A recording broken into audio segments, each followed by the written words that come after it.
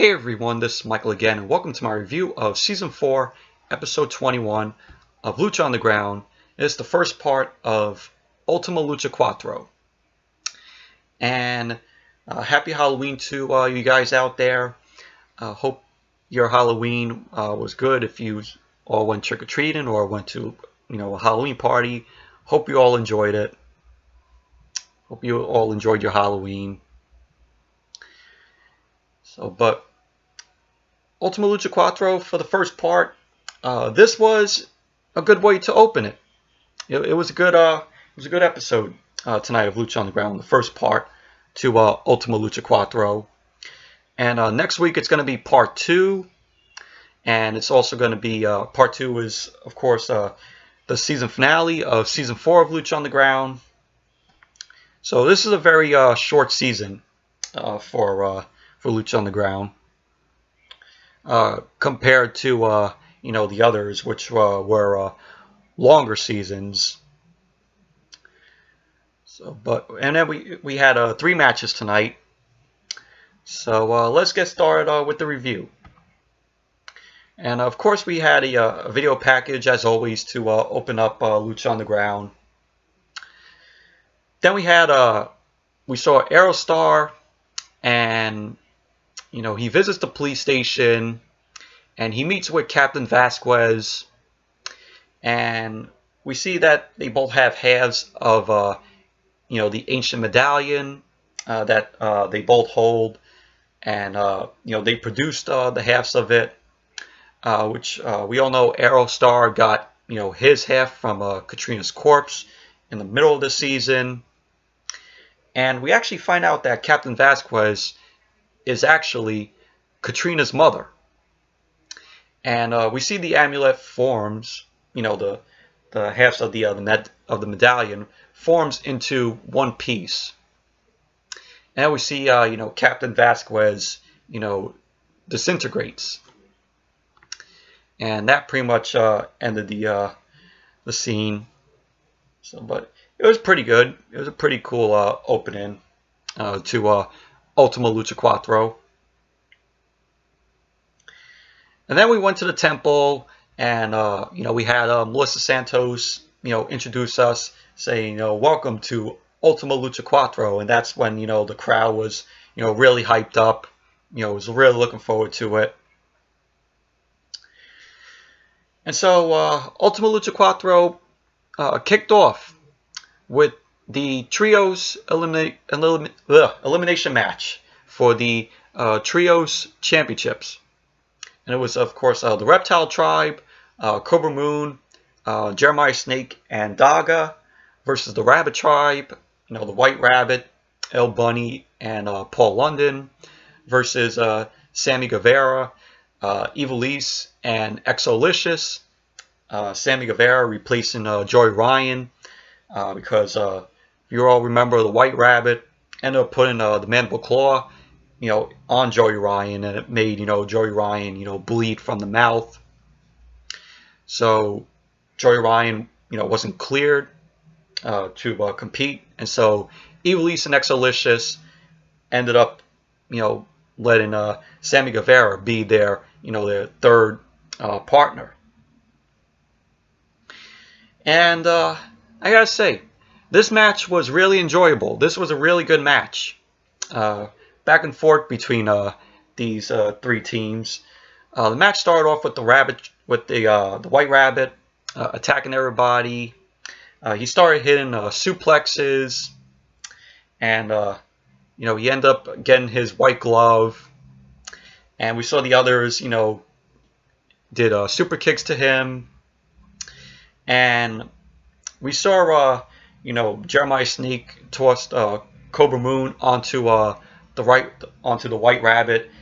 He didn't sell that, and they both started brawling to the floor. And we saw El Bunny hit a springboard dive, and Lishus ended up hitting a suicide dive. And then we got a huge brawl on the floor, which was cool. Guevara and Cobra Moon ended up brawling into the crowd. which was cool. And then we saw Guevara, Sammy Guevara, work his way, over, like in the camera stand, and he was up there. He ends up hitting a Spanish fly off of the camera stand, which was awesome. This was really a really great Spanish fly that Sammy Guevara did, which he took out everybody on the floor, and we saw the White Rabbit put the mandible claw on Sammy, and he ended up tossing him into the ring. Paul London was in the ring, and then he attacks. Paul London. This is where the Rabbit Tribe end up getting eliminated. So Paul London ends up tripping over El Bunny, and Sammy Guevara ends up cradling El Bunny for the elimination. And that's when the Rabbit Tribe got eliminated.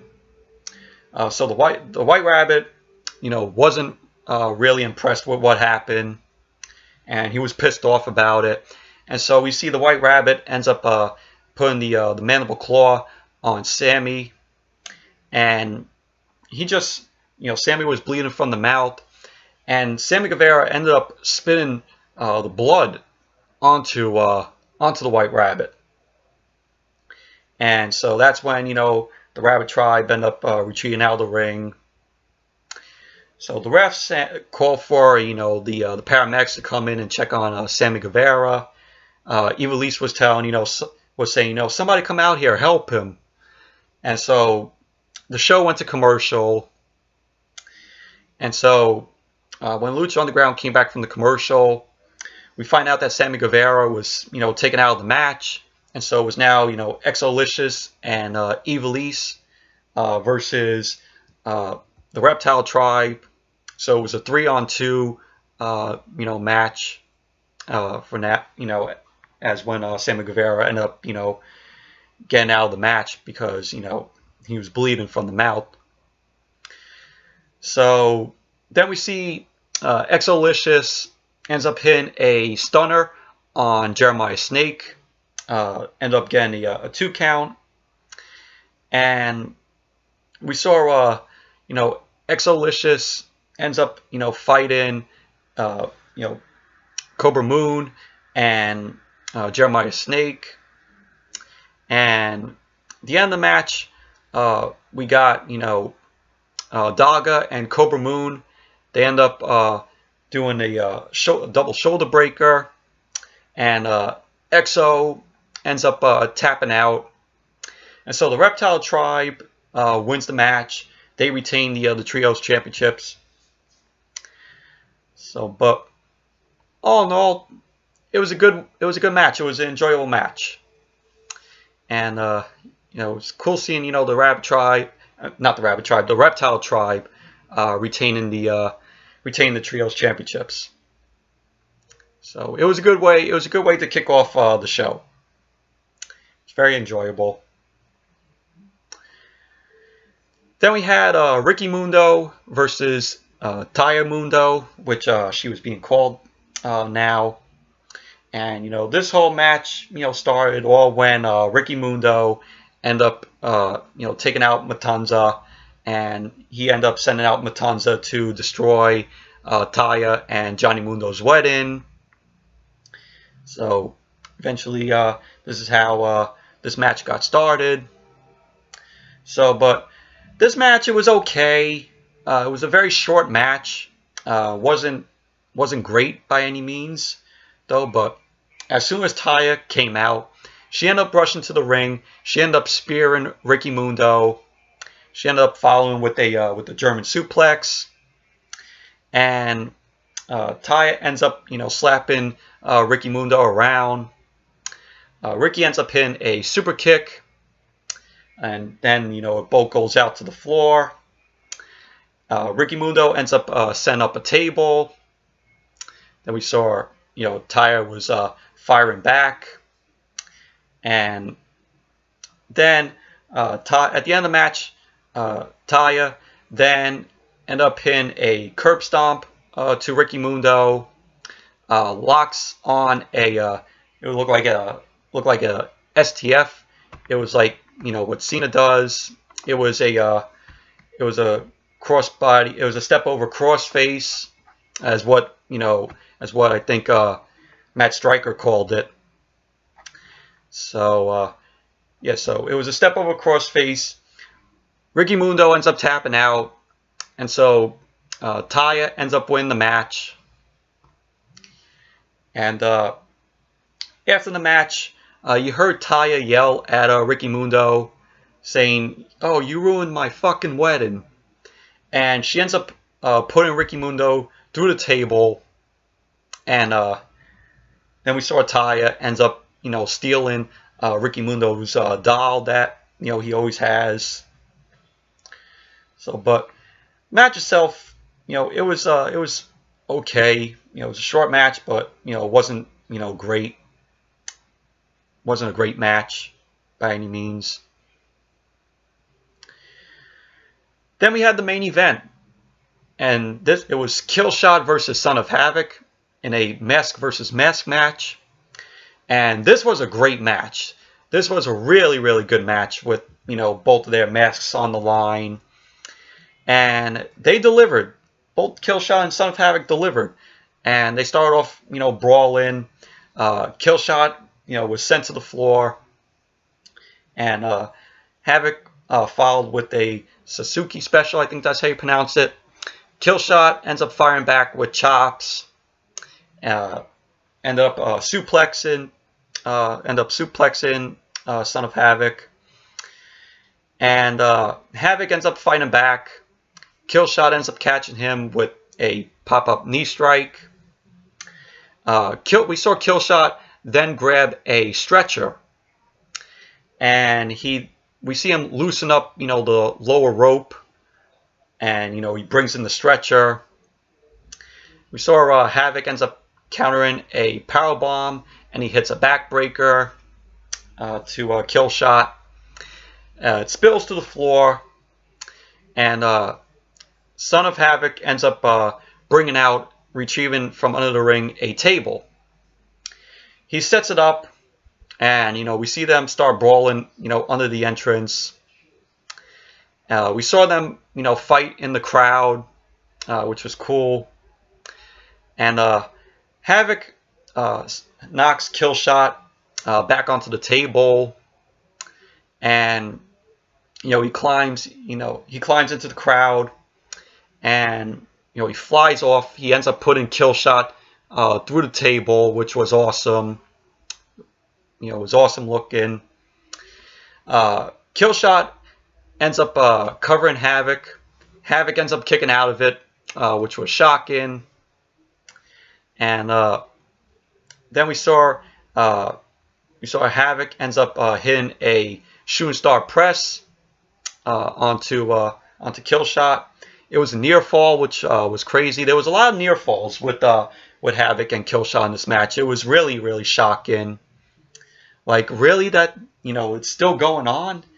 And, you know, it was a couple of points in the match where you're like, oh, that was 3. You know.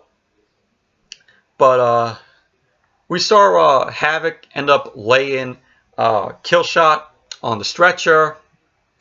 And he heads, you know, to the top. Killshot ends up cutting him off. And then we see the both of them, you know, at the top. And Killshot ends up suplexing Havoc onto the stretcher, which that was really awesome. It was really cool to see. You know, something that, you know, I haven't seen before. You know, a suplex from the top onto a stretcher. Never seen that before. Even WWE, you know, has never done that. So, but Killshot ends up following up. He ends up hitting the kill stomp and a storm cradle driver. Gets a near fall. You know, Havoc ends up kicking out of it, which was shocking. And you know, then we saw Havoc ends up strapping Killshot to the stretcher.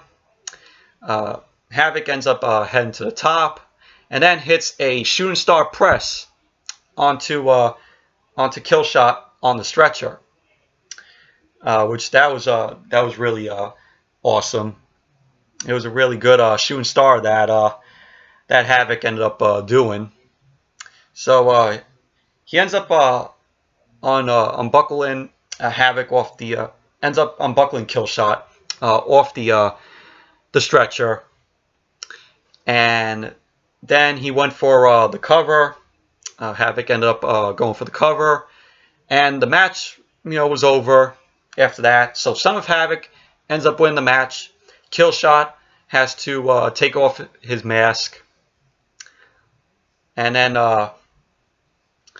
it went to commercial.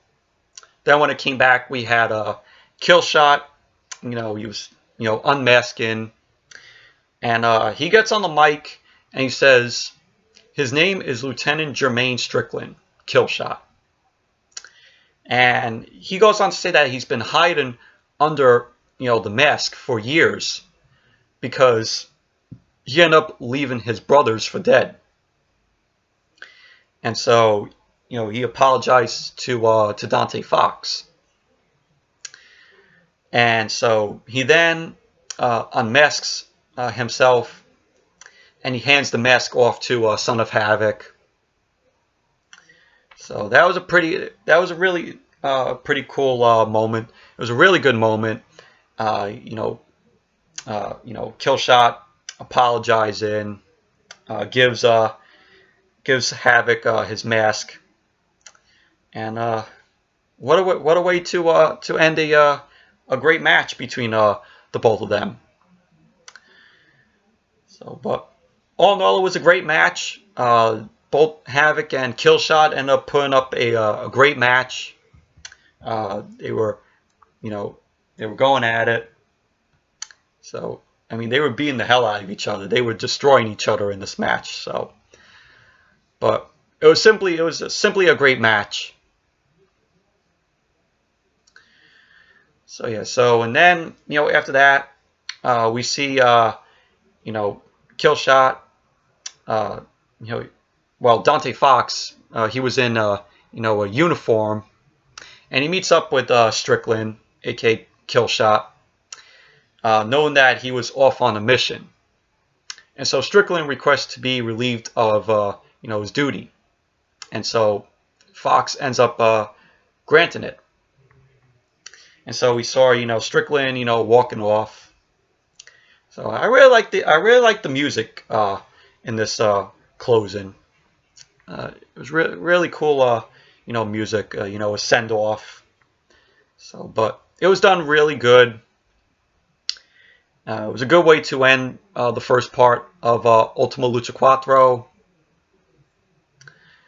So, but yeah, so for next week it's going to be 2 hours. Part 2 is going to be 2 hours.